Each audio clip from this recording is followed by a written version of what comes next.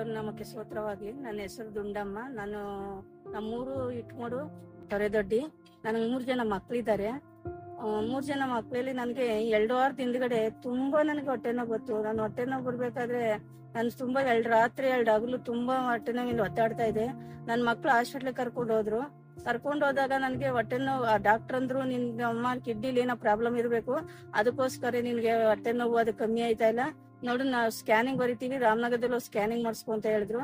ನನ್ನ ಕೈಲಿ ದುಡ್ಡಿಲ್ದೇ ಇರೋಂಥ ಸಮಯದಲ್ಲಿ ನನಗೆ ತುಂಬಾ ಕಷ್ಟ ಇರುವಾಗ ನಾನು ಏನ್ ಮಾಡೋದು ಅಂತ ನಾನು ಗೋಳಾಡ್ತಾ ಇದ್ದೆ. ಆಮೇಲೆ ನಾನು ಸಭೆಗೆ ಬಂದು ಚರ್ಚಿಗೆ ಬಂದು ನನ್ನ ಮಕ್ಕಳು, ನನ್ನ ದೊಡ್ಡ ಮಗಳು ಮುತ್ತು ಸಭೆಯಲ್ಲಿ ನಾನು ಪ್ರೇಯರ್ ಮಾಡಕ್ಕೆ ಎಲ್ಲ ರಿಕ್ವೆಸ್ಟ್ ಬರ್ಕೊಟ್ಲು. ಅಲ್ಲಿ ಎಲ್ಲಾ ಸಭೆಯವರೆಲ್ಲ ಸೇರಿ ನನಗೆ ಪ್ರೇಯರ್ ಮಾಡಿದಾಗ ನನಗೆ ದೇವರು ಅದ್ರಲ್ಲಿ ಬಿಡುಗಡೆ ಕೊಟ್ಟ. ಹೊಟ್ಟೆ ನೋವಿಲ್ದಂಗೆ ನನಗೆ ಸಂದೇವಿಕೆ ನನ್ ದೇವ್ರು ಬಿಡುಗಡೆ ಕೊಟ್ರು. ಮತ್ತೆ ಹೋಗಿ ನಾನು ಸ್ಕ್ಯಾನಿಂಗ್ ಮಾಡಕ್ ಡಾಕ್ಟರ್ ಹತ್ರ ತೋರ್ಸೋಣ ಅಂತ ಹೋದೆ. ಡಾಕ್ಟರ್ ಅಂದ್ರು ಇಲ್ಲಮ್ಮ ಏನು ಇಲ್ಲ, ಹಂಗೆ ನೀನು ಸ್ಕ್ಯಾನಿಂಗ್ ಮಾಡಿಸ್ಕೊಳ್ದೆ ವಾಸಿ ಆಯ್ತು ಅಂತಂದಾಗ ನನ್ನ ಸಭೆಯಲ್ಲಿ ಈ ತರ ಚರ್ಚಲ್ಲಿ ನನ್ ದೇವ್ರಿಗೆ ಬಿಡುಗಡೆ ಕೊಟ್ರು ಸರ್ ಅಂತ ಹೇಳ್ದೆ. ಅದಕ್ಕೋಸ್ಕರ ದೇವ್ರು ಬಿಡುಗಡೆ ಕೊಟ್ರು, ದೇವ್ರು ಅದ್ಭುತ ಮಾಡಿದ್ರು. ದೇವ್ರು ಅದ್ಭುತ ಮಾಡೋದಕ್ಕಾಗಿ ಸ್ತೋತ್ರ. ನನ್ಗೆ ಏಸಪ್ಪ ನನ್ಗೆ ಎಷ್ಟೋ ಉಪಕಾರ ಮಾಡಿದ್ದಾರೆ.